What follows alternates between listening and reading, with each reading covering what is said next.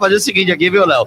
Você teve uma presidência do conselho que teve um destaque maior na mídia, né? Tipo, como você falou, impeachment, depois SAF, tudo isso aí que vinha sendo falado e você trabalhando, você aparecendo para a mídia, diferente de outros que não tiveram a mesma situação, né?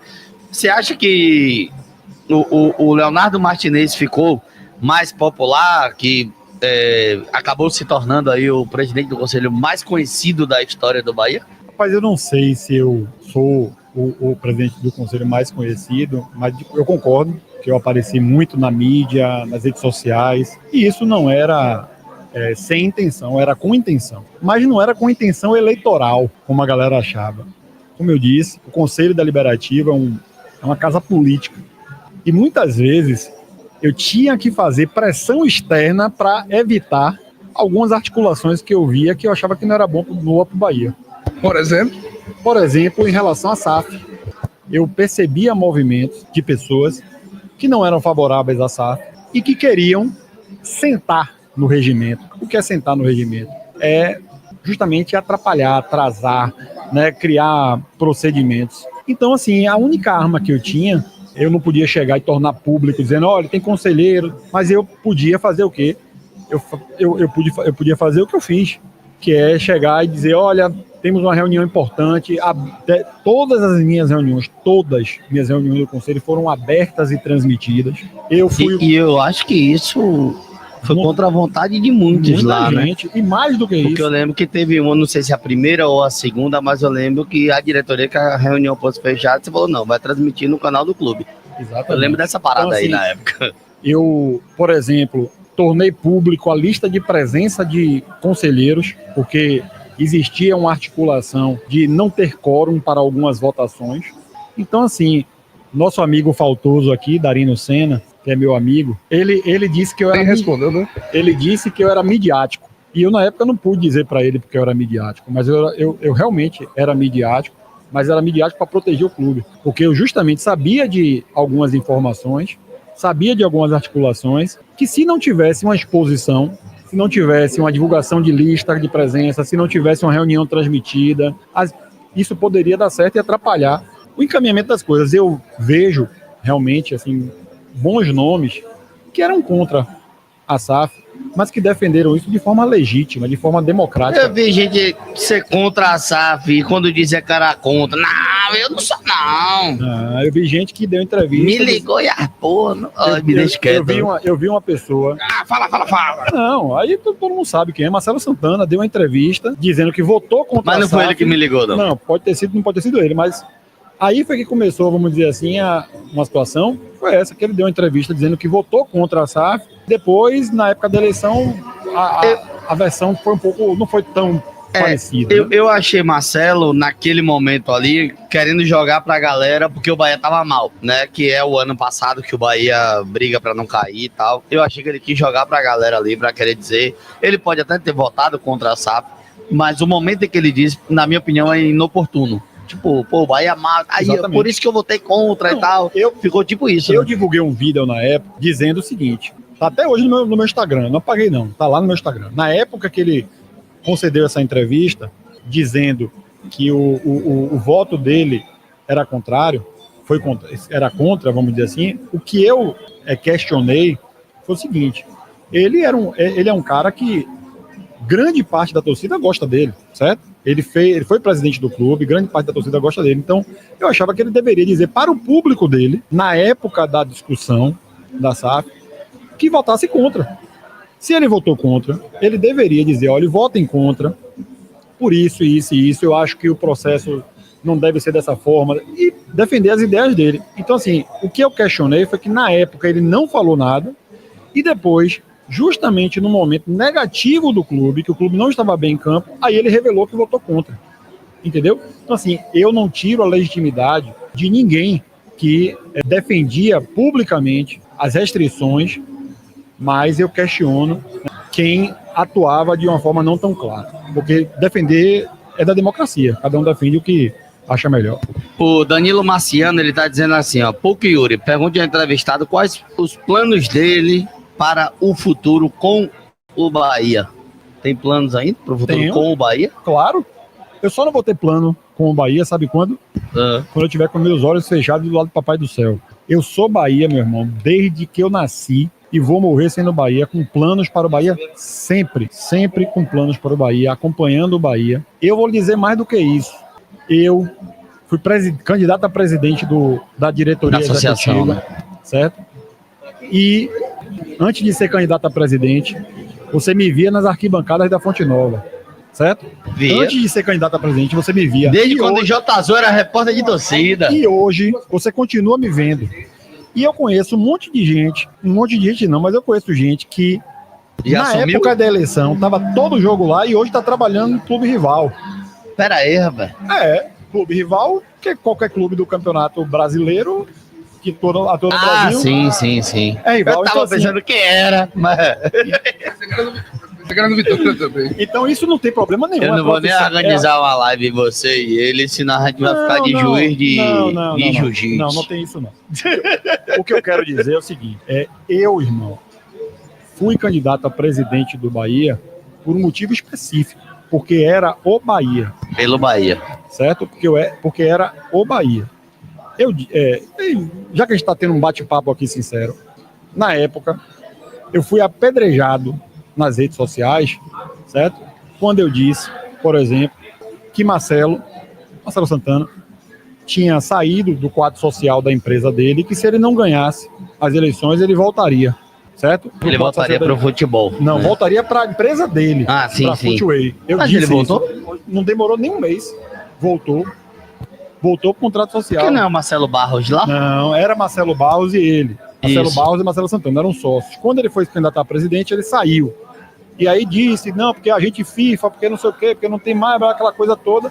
E eu peguei e falei que ele era profissional do futebol. Certo? Porque essa foi a discordância dele quando ele disputou com o Tilemon. Então, Que assim, o Tilemon era empresário de jogador e não poderia gerir o Bahia. então, assim, eu posso defender qualquer situação, mas eu preciso ter coerência nas minhas defesas, certo? Eu não posso dizer que hoje eu gosto do amarelo e amanhã dizer que eu detesto o amarelo. Então, assim, na época da campanha eleitoral de Antônio Tilemon e Marcelo Santana, ele disse especificamente que, eu vou que falar, Antônio Léo. Tilemon... Eu vou falar, Léo, como um cara que conhece Tilemon desde que eu nasci. Vasculharam a vida de Tilemon, irmão. Vasculharam. Viraram do avesso e não acharam nada para atacar Tilemon. A única coisa que acharam foi que era empresário de jogador e que se fosse o presidente do Bahia, iria botar só jogador do Antônio. Eles venderam essa ilusão para parte da torcida naquele momento. E aí, esse foi o mote de campanha de Marcelo Santana. Empresário de jogador, sou ligado ao futebol, não pode ser candidato. Esse foi o mote de campanha de Marcelo Santana contra Tilemon na época. Então, o que eu questionei ele, quando ele foi candidato, foi que ele era ligado ao futebol. E ele disse que não era mais, que ele tinha saído. Eu perguntei, se você não ganhar, você volta... Sendo que Tilemon também alegou que não era mais que tinha saído. A diferença é que Tilemon nunca mais voltou. Exato. Perdeu. Para não dizer que não voltou, Léo criou uma empresa, Léo a Tilemons, que é o filho dele, mas E até muito hoje ele tempo não tem depois. ligação. Léo hoje é agente FIFA nos Estados Exato. Unidos, mas Tilemon não tem ligação, Tilemon não senta para tratar jogador, Tilemon hoje não vive disso mais. Então, o que eu quero dizer é muito simples. Na época, eu perguntei para ele, você, se não ganhar as eleições, você volta a ser ligado ao futebol? Ele disse que saiu da empresa e tal, e eu disse a ele que ele ia voltar. Ele voltou. Mais do que isso, depois disso, já trabalhou profissionalmente em 2 times de futebol. Hoje está no Vasco, né? Passou pelo América e hoje está no Vasco. Então, assim, não estou aqui questionando o direito dele profissional, certo? Ele pode exercer a profissão dele, ele tem que, né, se sustentar a família dele, mas a gente precisa ter, vamos dizer assim, tem que honrar o que diz. Né? Eu disse, Marcos Erraine disse, várias pessoas disseram assim, eu sou candidato a presidente do Bahia, eu não seria de mais nenhum. Eu não consigo ver Paulo Tavares, por exemplo, que hoje é vice-presidente da associação, como presidente de nenhum clube de futebol. O diretor? De nada. De outro clube? De nenhum clube. Eu entendo. Então, assim, já que a gente está tocando no assunto eleições... Aqui, até dá outra pergunta do Taúf. É isso. Já falando de eleição, Emerson, né? Aí tem outra pergunta aqui, que é, vocês não acham que Emerson está muito discreto na associação? com a associação fora do futebol, precisamos de outro esporte de massa coletivo, tipo o basquete. Basquete, o que eu mais disse na época das eleições, e eu vou dizer uma coisa para vocês aqui. Para mim, o candidato para presidente e vice-presidente da associação do Bahia, para mim, o melhor quadro seria eu e Marcos Verraine. Uma chapa única para vocês dois, né? Uma chapa vocês dois, né? Exatamente. Eu e Verraine, uma chapa nós dois. Essa era a minha defesa, essa foi uma articulação que eu concordei. Vou dizer aqui publicamente, porque acho que tem autorização para isso. Não sei se tem ou não tem, mas é verdade. E quem fala a verdade não merece castigo. Verraine queria também isso. E eu acho que, tecnicamente, eu e Verraine éramos as pessoas corretas para isso. E vou lhe dizer... O vice de Verraine foi Rogério? Foi Rogério. O vice de Verraine. E você sabe por que não aconteceu? Eu vou lhe dizer por que não aconteceu. Sabe como é o nome disso? Na minha visão, respeitosamente, cabacice política. Cabacice política. Por que cabacice política? O grupo? Porque algumas pessoas que estavam ao redor de Verraine tinham resistência ao meu nome, certo? E acharam que Verraine ganharia as eleições, poderia ganhar as eleições sem mim. E seria excelente se Verraine ganhasse as eleições. Eu não tenho nenhum problema com isso. Mas eu não tenho dúvida nenhuma. E os números mostram, porque eu fui candidato com apenas o apoio do meu grupo. E se você olhar a votação que eu tive, foi a única votação dos candidatos que extrapolou a votação de grupo, vamos dizer assim, de apoiadores de grupo. Sem um apoio de outro grupo e tal, porque eram Exatamente. 10, eu acho, né, de conselhos, 9 ou 10 grupos de conselhos. Agora eu não me lembro. De conselho, Certo? eu acho que era. Não lembro. Eu sei que, se você pegar a parte numérica, o único que teve votação extrapolada, vamos dizer assim, institucional de grupo, fui eu. E se você somar a minha votação com a votação de Verraine, Ganhava a eleição. a gente ganhava a eleição. E Eu falei isso quando eu vi o resultado. Não, Que se juntasse, tinha ganhado a eleição. E vou fazer uma revelação aqui para você. A minha vontade era ser uma chapa eu e Verraine. Verraine também queria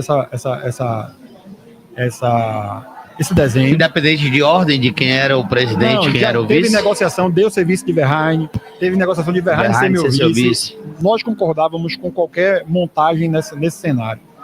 E aí, por cabacice política, a verdade é essa, algumas pessoas que estão ao redor falam, não sei o quê.